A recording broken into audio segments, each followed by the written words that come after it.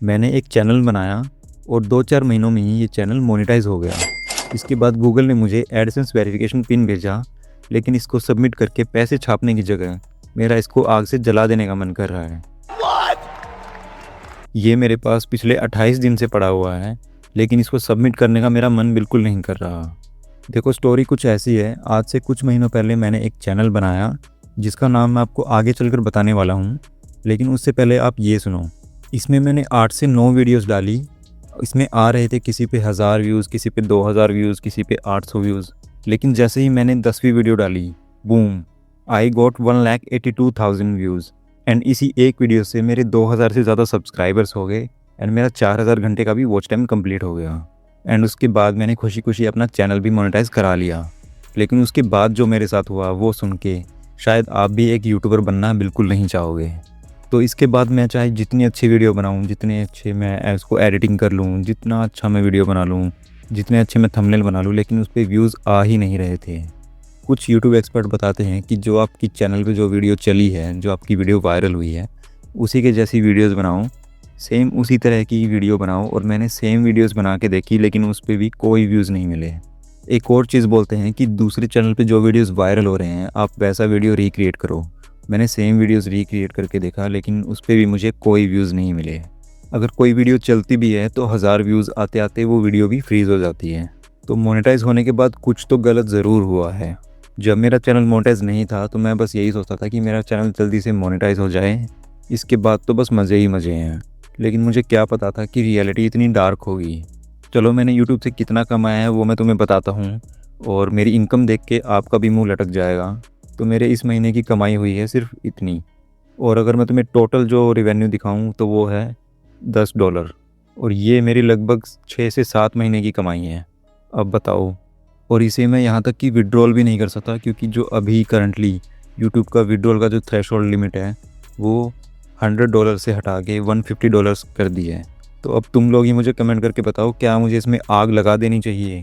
क्योंकि आपको यूट्यूब पे सर्वाइव करने के लिए कम से कम एक वीडियो पे 1 लाख व्यूज़ तो चाहिए ही चाहिए होंगे, तब जाके आप यहाँ पे सर्वाइव कर पाओगे। अदरवाइज़ I am sorry, बाबू। अगर आप पढ़ाई कर रहे हो या जॉब कर रहे हो तो भाई इस चीज़ को पूरी तरीके से छोड़ के यूट्यूब पे डिपेंड होना, तो भाई ये बात तो छोड़ ही देना। लेकिन इसके बाद भी मैं चुप नहीं बैठा। मैंने अपने चैनल को घंटों तक, इवन कि कई दिनों तक मैंने इसको स्टडी किया। मैंने ये जानने की कोशिश की कि मैंने गलती कहाँ पे की है, और मैंने यहाँ पे पाया कि मैंने ये 3 गलतियाँ की हैं, जिसके वजह से शायद मेरा चैनल जो है वो डेड हो गया है। Mistake 1, don't get distracted from your core niche. तो मेरी और कुछ नए यूट्यूबर्स की सबसे बड़ी जो मिस्टेक है वो यही है कि वो अगर अपने चैनल पे वीडियोस में थोड़ा सा भी अगर व्यूज़ को ड्रॉप देखते हैं तो उसके बाद अलग अलग तरीके वो ट्राई करने लग जाते हैं, अलग अलग नीश की जो है वो वीडियोस बनाने लग जाते हैं, जो कि बहुत बड़ी गलती होती है। वो देखते हैं कि उनके चैनल पे ना ये वीडियोस काफ़ी अच्छी चल रही है, तो मैं भी ये वीडियोस बना लेता हूँ। तो मैंने भी अलग अलग नीश पे जो है वो वीडियोस बनाना शुरू कर दिया, और ये मेरी सबसे बड़ी गलती थी। इससे यूट्यूब का जो एल्गोरिदम है वो भी कंफ्यूज हो जाता है, और वो आपकी वीडियोस को गलत ऑडियंस तक जो है वो रिकमेंड करना शुरू कर देता है। ये सभी वो ऑडियंस है जो आपकी वीडियोस में इंटरेस्टेड नहीं है, वो आपकी वीडियो जो है वो देखना नहीं चाहती। और ऐसे करते करते आपका जो वीडियो का जो इम्प्रेशन होता है वो बिल्कुल डाउन होने लगता है, एंड अल्टीमेटली आपका जो चैनल है वो भी डेड हो जाता है। अब मैंने एक वीडियोस बनाया था जिसमें मैंने एक स्मार्ट गैजेट को जो है वो रिव्यू किया था, और वो रिकमेंड कहाँ पे हो रहा है? कॉमेडी वीडियोज़ के नीचे। तो बताओ, ऐसे तो हो गया मेरा चैनल ग्रो। इसके अलावा आपके जो एग्जिस्टिंग सब्सक्राइबर्स होते हैं वो आपकी किसी वीडियोस को देखने के लिए आए होते हैं, लेकिन आप तो दूसरे निश पे वीडियोस बनाने लग गए, तो वो भी आपकी वीडियोस को पसंद नहीं करेंगे, जिससे यूट्यूब एल्गोरिदम को ये लगता है कि आपकी वीडियोस की जो क्वालिटी है वो अच्छी नहीं है, या इनडायरेक्टली आपकी वीडियोस अच्छी नहीं है, जिसकी वजह से आपकी जो वीडियोस की जो रीच है वो डाउन हो जाती है। सिर्फ एक निश पे फोकस करके कंटेंट बनाने पे कितनी ग्रोथ हो सकती है, चलिए मैं आपको एक एग्जांपल देके बताता हूँ। एक चैनल है स्पीक सौरभ करके।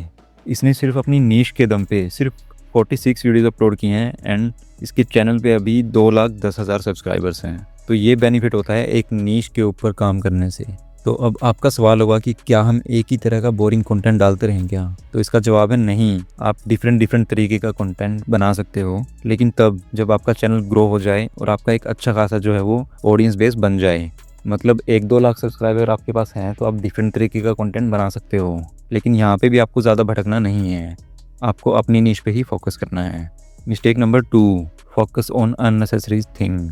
तो मैं तुम्हें बताता हूँ कि मैं अननेसेसरी चीज़ों पे काफ़ी ज़्यादा फोकस करता था और वो चीज़ें इतनी मैटर नहीं करती, जैसे कि एडिटिंग। लेकिन वो सब चीज़ें इतनी मैटर नहीं करती। मुझे बस इतनी एडिटिंग करनी थी कि जिससे मेरा जो मैसेज है वो प्रॉपरली कन्वे हो जाए। मुझे इससे ज़्यादा इस पर फोकस करने की ज़रूरत थी ही नहीं। और इसी की वजह से मुझसे एक थर्ड मिस्टेक हुई जो कि मैं आपको आगे बता रहा हूँ। लेकिन इसका सॉल्यूशन क्या है? तो यहाँ पे आप पेरेटो प्रिंसिपल रूल को फॉलो करो। हाँ, वही 80-20 रूल, मतलब 20% उन चीज़ों पे फोकस करो जो आपको 80% रिजल्ट देंगे, मतलब कम मेहनत में ज़्यादा रिजल्ट। लेकिन वो 20% मोस्ट इंपॉर्टेंट चीज़ें क्या हैं जो आपको 80% रिजल्ट देंगी? तो ध्यान से देखना, 2-3 चीज़ें यहाँ पे बहुत ज़्यादा मैटर करती हैं। तो पहला है CTR, यानी कि क्लिक थ्रू रेट। तो मतलब लोग आपकी वीडियोस को फीड में देखने के बाद उस पर क्लिक कर रहे हैं या नहीं कर रहे हैं। तो इसके लिए आपको थंबनेल और टाइटल पे फोकस करना है और टैग और डिस्क्रिप्शन में आपको बिल्कुल भी टाइम वेस्ट नहीं करना है अपना। तो दूसरी चीज़ है वॉच टाइम और ऑडियंस रिटेंशन, मतलब कि लोग आपकी वीडियोस पे क्लिक करने के बाद आपकी वीडियोस को कितनी देर तक देख रहे हैं। और इसके लिए आपको अपनी वीडियोस को इंगेजिंग बनाना होगा। आपको बस अपने हुक में, यानी कि आपकी जो स्टार्टिंग की 30 to 40 सेकंड की जो वीडियो है उस पर बहुत ज़्यादा मेहनत करनी है और उसको इंगेजिंग बनाना है। That's it. Mistake number 3, inconsistency. तो दूसरी मिस्टेक की वजह से मैं थर्ड मिस्टेक भी कर रहा था। तो अननेसेसरी चीज़ों पे फोकस करने की वजह से मैं जो है वो कंसिस्टेंसी के साथ में काम नहीं कर पा रहा था। मतलब मैं 10 से 15 दिन लगा देता था सिर्फ एक 7 से 8 मिनट की वीडियोस बनाने में, और उन वीडियोस में कभी 300, कभी 200, तो कभी 50 व्यूज़ भी नहीं आ पाते थे। लेकिन मैं गलत चीज़ों पर ध्यान दे रहा था जो कि रियली मैटर करती हैं उन चीज़ों की बजाय। तो यही तो मेरी सबसे बड़ी वर्स्ट मिस्टेक है, जिसकी वजह से मैं इनकंसिस्टेंट हो गया। मैं सोचता था क्वालिटी ओवर क्वांटिटी, लेकिन यहाँ पे भी मैं गलत था। अगर आप YouTube पे काम कर रहे हो तो आपको कंसिस्टेंसी के साथ ही वीडियो जो है वो अपलोड करनी पड़ेंगी, क्योंकि कंसिस्टेंसी ही सबसे जो मेन चीज़ है आपकी चैनल को ग्रो करने के लिए। तो भाई आपको भी कंसिस्टेंसी के साथ में काम करना पड़ेगा।